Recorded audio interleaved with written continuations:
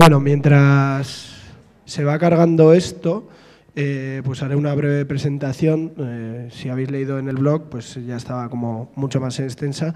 Él es José Antonio Corraliza, es psicólogo, es sociólogo y catedrático de Psicología Ambiental en la Universidad Autónoma, y bueno, pues todo su trabajo, todas sus investigaciones están muy vinculadas con la percepción psicológica y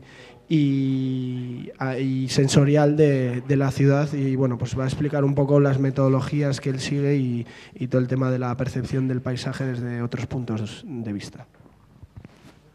Buenas tardes a todos, ¿se me oye? Que yo quiero empezar ¿Sí? ¿Se me oye? Agradeciendo a Paisaje Transversal la posibilidad de contaros lo que os voy a contar ahora, ¿no? La historia de... Espera un momento. La gente tiene... que a las 6, a las 5. Lo que os voy a contar es un poco las reflexiones que un psicólogo hace sobre la ciudad.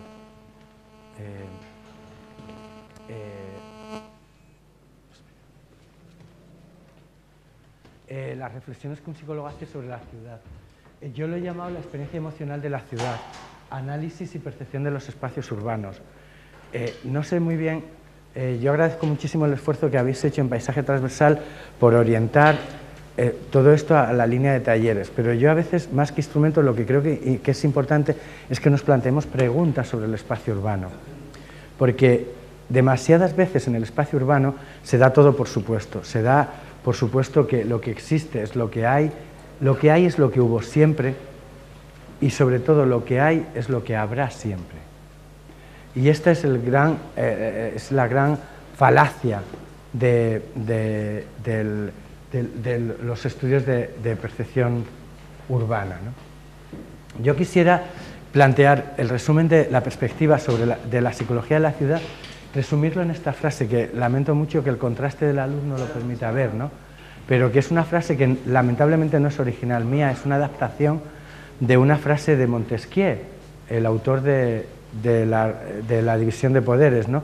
Que él lo aplica a las leyes. Dice, primero las personas hacen las leyes, luego las leyes hacen a las personas. Pues bien, nosotros, si a algún campo podemos aplicar esta frase, es precisamente al campo de la edificación. Primero nosotros hacemos los edificios y luego los edificios nos hacen a nosotros. Y esta es la máxima más importante, casi el resumen. Yo creo que aquí ya podríamos dar por terminada la conferencia. Es más, esta es la frase que quiero que recordéis.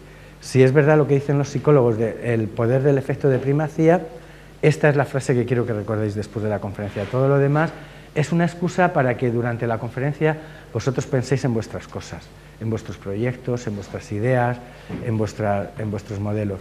Tenemos que ser conscientes de la trascendencia que tiene la actividad sobre la construcción, sobre el medio construido, lo que los ecólogos llaman el paisaje cultural, que a mí no me gusta mucho, ¿no? Me gusta mucho más la expresión de medio construido, aunque sea estéticamente más fea, ¿no?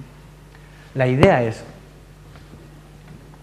que estamos construyendo espacios, estas son fotos de un último viaje, que nos deforman la percepción de la realidad, como lo deforma.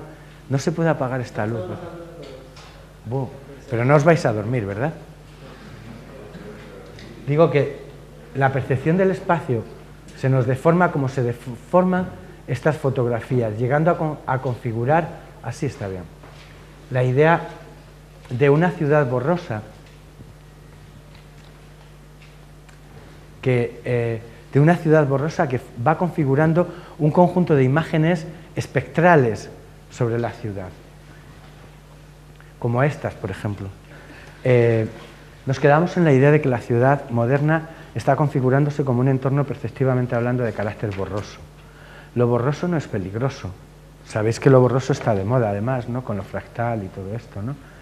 Y casi cuando yo preparaba esta conferencia veía una cierta similitud semántica entre lo borroso, lo fractal y lo transversal, o lo no cartesiano, ¿no? Que supongo que es lo que queréis decir con lo transversal, ¿no?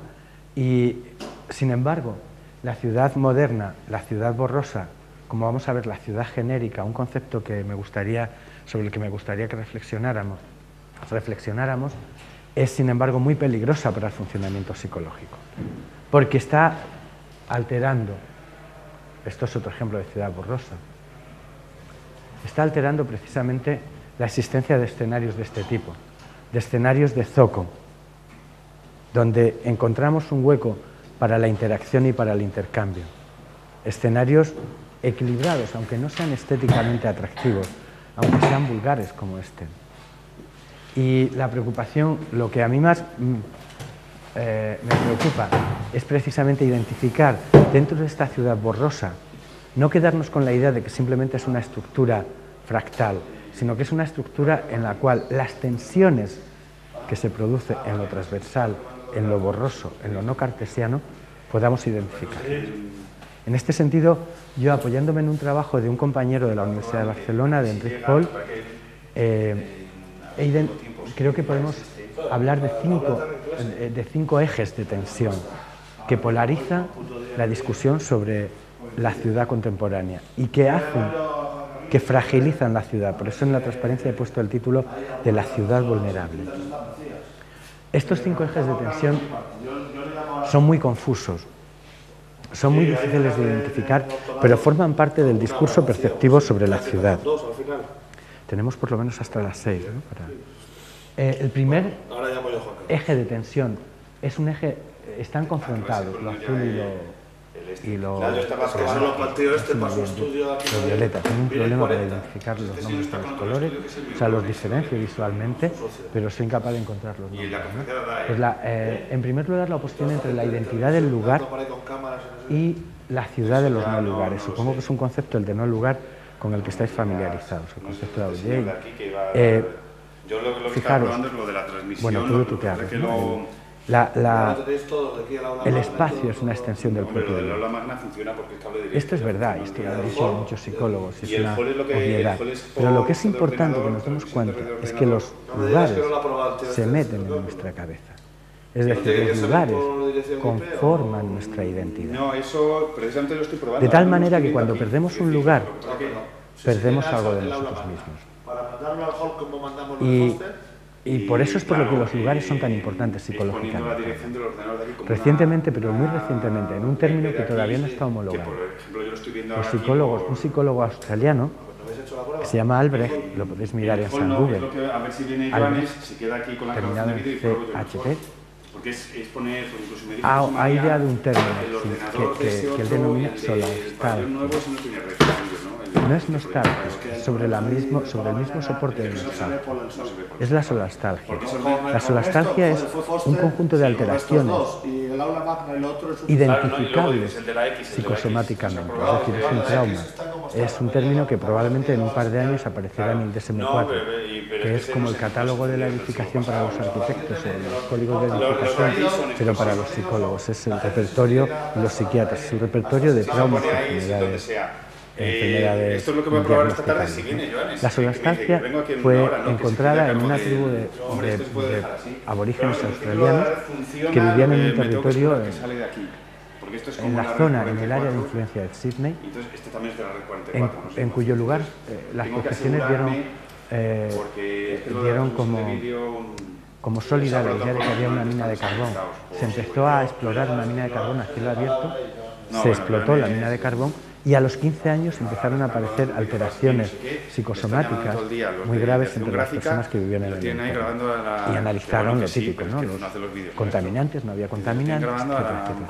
¿Sabéis cuál era la razón más importante de este trauma que aparecía en las personas? Eran los cambios en el paisaje, los cambios en el territorio. Una mina de cielo abierto a cielo abierto es un hecho enormemente impactante que altera por completo el patrón de interacción entre las personas y su entorno, que altera el paisaje diario, y lo que la gente echaba de menos era el paisaje que había vivido siempre y que había sido alterado por esto. Lo cual, fijaros, a mí no me importa ahora convenceros de si la solastalgia tenía síntomas, que según este autor tenía síntomas muy parecidos a lo que los psicólogos llaman el estrés postraumático.